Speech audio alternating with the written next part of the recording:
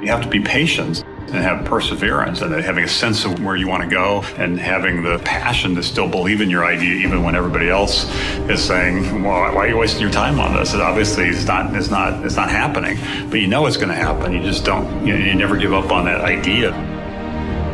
I think what's great about the truly transformative inventions and the entrepreneurial ideas that really end up having a significant impact is they start relatively small and most people don't quite understand even what you're talking about, and they take some time before they get traction, but eventually they break through and the impact's far broader than anybody could have imagined.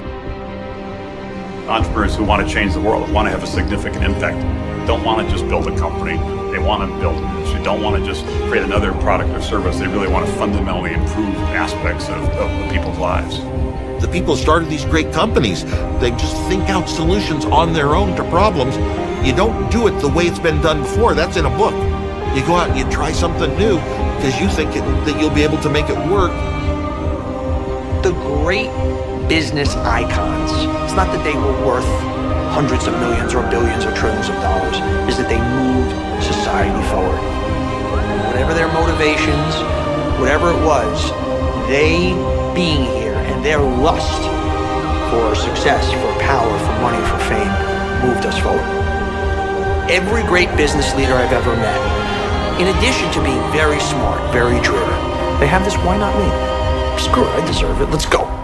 And if you don't have that, you can't achieve greatness. With all the great entrepreneurs, it was a mix of believing in an idea, but they also recognized that they had to do some things to take that idea and make it real. It probably comes early in an entrepreneur's life where you realize you're willing to do things in the business world that other people aren't willing to do. Everybody has got ideas and everybody's got ambitions, but most people aren't willing to cross that line. And I think an entrepreneur that's successful, that's your nature.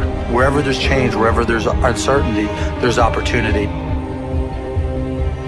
You have to be able to take risks. You can't have greatness in anything without putting it on the line, and otherwise everybody would have it. If there was no loss, if there was no chance of tremendous failure or tremendous setback, you can't have the upside. There is no success without risk-taking.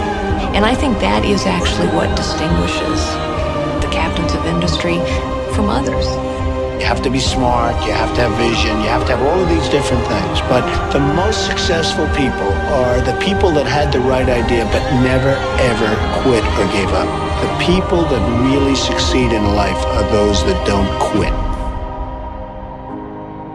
People react to failure in one of two ways. Either they get scared and give up, or they take that failure as a learning experience, and they kind of use that experience to redouble their efforts. I guarantee if these guys were alive today, they wouldn't be telling you about their successes. They'd be telling you about their early failures or the places they almost failed. That's the great motivator, and you have to be able to embrace that. If you can't embrace both failure or the possibility of failure or the tremendous fear of failure, you can't be wildly successful. It's an axiomatic truth. One striking thing about Carnegie, and this is true of the great entrepreneurs, they're willing to take risks. They're willing to roll the dice and bet, in later days, the whole corporation, or in this case, bet his career. Most people are too busy looking on the outside to really check what their barometers say inside. So as an entrepreneur, if you look inside, you'll find things that they all need that could become immensely popular if someone had the courage to promote it or to build it.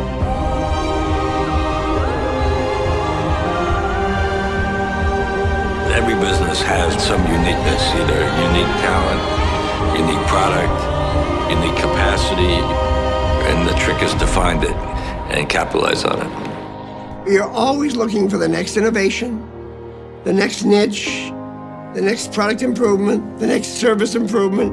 You're always trying to get better. He's looking into the future. He looks across the Mississippi and he sees a bridge. And he's able to see that future and then willing to have enough confidence in his vision to put everything he's got into it And he's willing to convince others that he knows what that future is going to be. When it finally does break through, it is sort of gratifying because you're starting to see the reality of what you always believed, that the vision you had that someday the world would be different is starting to move in that direction. If you're in a well-run company, competing against other well-run companies, you're coming up with ideas to jump them. You're gonna be thinking, they might do this, I'm gonna do this. Business, in the end, is understanding the playing field. Tell me who's on it, what their strengths are, what their weaknesses are, and what is your checkmate play to top them and nail them. And so you're always in that competitive game. You're looking at innovation. You're looking at leapfrogging, trying to get ahead of them. You're never complacent. You're semi-paranoid about what they're doing. That's what a game is all about. Oftentimes I'm asked, do you have to be ruthless to be very successful? And I say, you do not have to be ruthless, you have to be smart. Smart is the key word. You have to be smart. I never like to look back. I'm a very forward-thinking person and a very positive-thinking person.